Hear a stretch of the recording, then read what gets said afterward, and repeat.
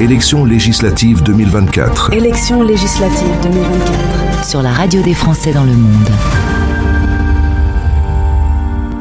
Les législatives 2024, les législatives surprises, on fait le commentaire avec Arnaud Lacheret, professeur sciences politiques à Schema Business School et également éditorialiste sur la radio des Français dans le monde. Arnaud, bonjour. Bonjour. Arnaud, le vote par Internet est désormais possible. On rappelle que pour le deuxième tour, ça aura lieu du mercredi 3 juillet à midi heure de Paris jusqu'au jeudi 4 juillet à 18h. Et le vote à l'urne aura lieu, lui, le 6 juillet pour le continent américain et le 7 juillet pour le reste du monde. Les bureaux de vote, la liste des bureaux de vote par pays et par circonscription sont disponibles dans le lien de ce podcast. On va donc voter pour un deuxième tour. On peut faire un peu de politique fiction. On va vers un nouveau gouvernement qui aura dans tous les cas du mal. Sans doute ce ne sera pas un gouvernement RN, mais celui qui sera constitué, est-ce qu'il va pouvoir travailler? Est-ce que les prochaines élections prévues pour les régionales et les municipales en 2026 pourraient finalement créer une surprise? Il y aurait d'autres élections plus tôt?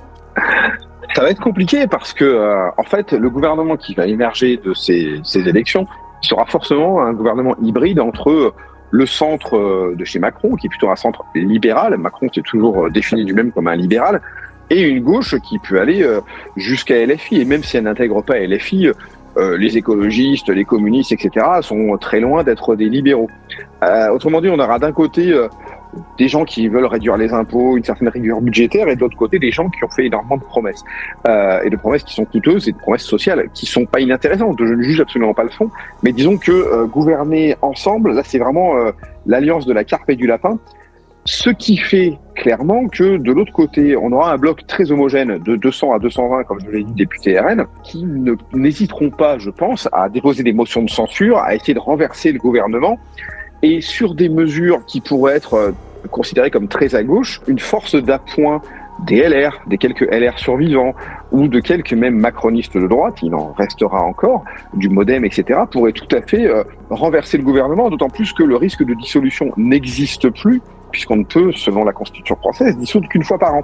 Donc Emmanuel Macron pourrait tout à fait voir le gouvernement renversé, en renommer un, etc., etc. On serait sur une stratégie qui rappellerait la Troisième République en France, où les gouvernements parfois ne duraient que quelques semaines. Je ne sais pas tout à fait si la Cinquième République est faite pour ça. Il y a aussi d'autres élections qui peuvent arriver bientôt. Les prochaines élections sont les municipales et les régionales en 2026. Ce qu'on reproche le plus au Rassemblement national, et à raison, c'est qu'ils n'ont jamais rien géré. On le dit souvent, mais vous n'avez géré que quelques villes, etc. Donc, oui, le vrai souci, c'est que si jamais ils se mettent à gérer des régions, et là, au vu des résultats, alors des européennes plus du premier tour des législatives, on voit mal comment, malgré tout le talent supposé de Xavier Bertrand Et on a la possibilité aussi d'avoir le président qui démissionne, même s'il a dit qu'il le ferait pas, ça reste dans les choses possibles, ou une prochaine législative entre aujourd'hui et 2026. C'est également complètement possible, puisqu'à partir de juin 2025, le président de la République aura de nouveau la possibilité de dissoudre l'Assemblée nationale. Une dissolution, quand on fait ça, là, si on a, comme je le prévois, comme mon modèle le prévoit, entre 200 et 220 députés RN, il y a assez peu de doute sur le fait que ces 200-220 députés RN deviendraient 250 à 300. Et là, les choses changeraient complètement et ça deviendrait beaucoup plus compliqué, entre guillemets, pour Emmanuel Macron, d'autant plus que 2 dissolutions en un an, ce serait jamais vu dans l'histoire de France, pour le coup. Si j'étais un conseiller d'Emmanuel Macron, je ne lui soufflerais pas ça à l'oreille. Bon, mais je crois qu'il n'a pas besoin il n'a pas vraiment besoin de l'avis de ses conseillers et encore moins du mien. Probablement. Merci Arnaud. On va laisser voir les choses se dérouler. Résultat dimanche soir. Merci pour cet éclairage. À bientôt. Plus d'infos et de podcasts, rendez-vous maintenant sur françaisdanslemonde.fr.